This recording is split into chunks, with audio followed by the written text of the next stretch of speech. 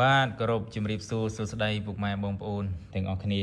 ដែលតែងតែតាមដានរាល់ការបង្ហាញបង្ហោះ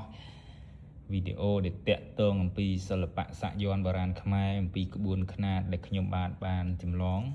នៅលើ Face នេះនិងនៅបណ្ដាញសង្គមផ្សេងថ្ងៃនេះសូមបង្ហាញនៅប្រភេទយ័ន្តមួយបែបយ័ន្តព្រះ5ព្រះអង្គសម្រាប់សាក់នៅដើមទ្រូងយ័ន្តនេះមានប្រភពអំពីលើឪភូសម្បូរនៅស្រុករតនមណ្ឌលរស្មីសង្ហាខេត្តបាត់ដំបងដែលកាលនោះបានទៅសិក្សានៅអាស្រមនៅផ្ទះរបស់លោកឪក៏ប៉ុន្តែគួរឲ្យសោកស្ដាយពេលនេះលោកឪបានធ្វើការនិច្ចធម្មលាចាកលោកនេះទៅហើយបន្សល់នៅតែកិត្តិនាមកិត្តិឈ្មោះល្បីល្បាញខាងយ័ន្តខាង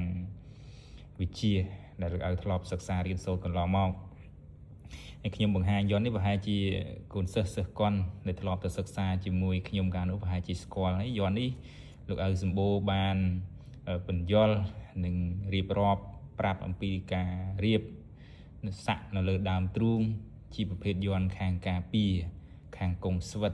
ខាងកុងខាងមហាអំណាចជាដើមដែលមានឫទ្ធានុភាពយ៉ាងច្រើនយ័ន្តនេះពីមុនខ្ញុំបានមកក៏បានគូចម្លងដៃមួយផ្ទាំងរួចហើយប៉ុន្តែថ្ងៃនេះខ្ញុំ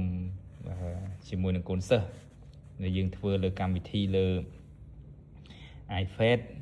ហើយកម្មវិធីធ្វើលើ iPad ហ្នឹងជាងយើងចាញ់មកប្លង់យើងសេរីប្លង់ទៅវាស្អាតតាមបែបបុរាណដែលយើងអាចយកទៅសាក់នៅលើដើមទ្រូងបានហើយខ្ញុំសូមបិទបន្តិចមិនឲ្យឃើញច្បាស់ដោយសារយ័ន្តនេះ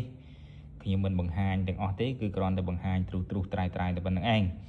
បងប្អូនណាត្រូវការចង់សាក់អីបងប្អូនអាចឆាតមកសូមខ្ញុំផ្ទាល់អញ្ចឹងខ្ញុំឲ្យបានក៏ប៉ុន្តែយ័ន្តនេះបើបង្ហោះជាសាធារណៈ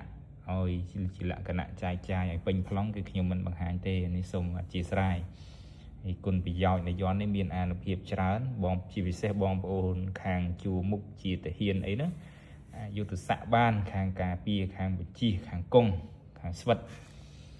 យ័ន្តនេះយើងរៀបតាមបែបបុរាណដែលសិក្សាមកអញ្ចឹងមិនមែនជាយ័ន្តឆ្នៃថ្មីអីទេគឺតាមបែបគ្រូប្រាប់មកយ៉ាងណាគឺគូចម្លងធ្វើបែបនឹងតែម្ដងបាទហើយការធ្វើនេះគឺមិនមែនជាការអួតអាងអីទេគឺការចង់បង្ហាញនៅស្នាដៃរបស់កូនខ្មែរយើងដូនតារបស់យើងមានវប្បធម៌ប្រពៃណីជាពិសេសយ័ន្តបុរាណនេះវាមានស្អាតណាស់យើងគួរតែយកយ័ន្តបុរាណរបស់យើងនេះយកមកសាក់ជិះវៀងយ័ន្តថៃឆ្នៃថ្មីយកទៅសាក់វាខូចស្បែករបស់យើងអស់យើងបងប្អូនត្រូវការចូលសាក់យ័ន្តបុរាណវាមានច្រើនណាបងប្អូនអាចទៅសុំគ្រូនីមួយទៅគាត់មានក្បួនមានខ្នាតអីហ្នឹងគឺយកទៅសាក់ទៅហើយខ្ញុំគោលបំណងខ្ញុំធ្វើនេះគឺធ្វើដើម្បីអភិរក្សថែរក្សានៅគេដូនតាដែរទេប្រឹងធ្វើបោះពុំសភៅក៏មិនមែនលុកដែរគឺធ្វើសម្រាប់អភិរក្សថែរក្សានិងទុកចែកជូនលោកគ្រូព្រមទាំងសិស្សរួមគ្រូឬក៏បងប្អូនណាដែលជាមិត្តភ័ក្តិម្នាក់ខ្លៅតែប៉ុណ្្នឹងឯងយកទៅលក់គឺអត់យកទៅលក់ទេបាទហ្នឹងហើយសូមអធិស្ឋានសូមអរគុណ